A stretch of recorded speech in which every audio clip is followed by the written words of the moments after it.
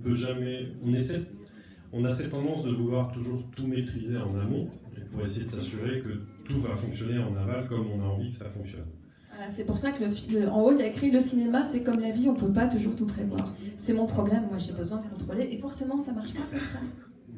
Donc voilà, dans le polyamour on apprend vite que justement les règles, surtout celles qu'on établit avant les situations, genre quand il va se passer ça, si un jour il se passe ça, je veux savoir ça, que ça se passe comme ça et tout et tout.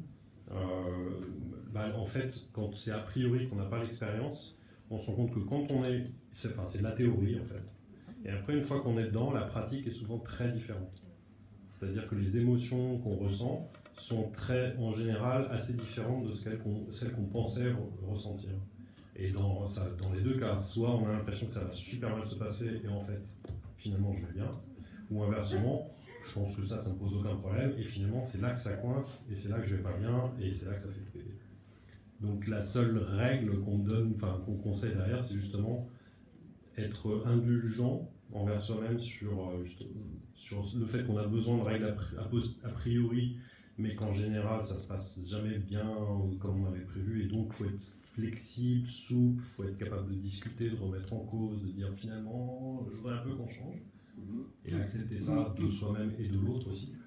Et pas dire on avait dit, on fait comme ça, parce qu'on avait dit et c'est inscrit dans le marbre. Ça ne peut pas être inscrit dans le marbre, justement. C'est une expérimentation à deux, et on ne sait pas ce qui va se passer. Et l'autre chose, je ne sais plus. En théorie, il n'y a pas de différence entre la théorie et la pratique. En pratique, il y en a une. C'est un peu ça, la polyamorie. C'est effectivement l'expérience au jour le jour et puis accueillir ce qui se présente dans l'indulgence. Et donc les seules armes, les seuls outils qu'on a derrière, c'est être capable de ressentir ses émotions. Qu'est-ce qui se passe en moi en ce moment-là. Et par exemple, pour moi, je vais mieux maintenant, mais il y a 5-6 ans, c'était très compliqué pour moi d'être capable d'expliciter ce que je ressentais.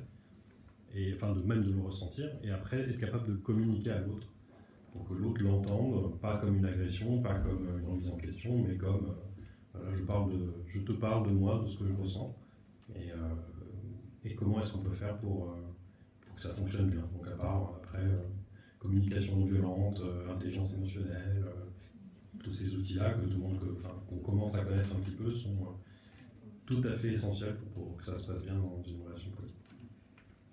Des relations.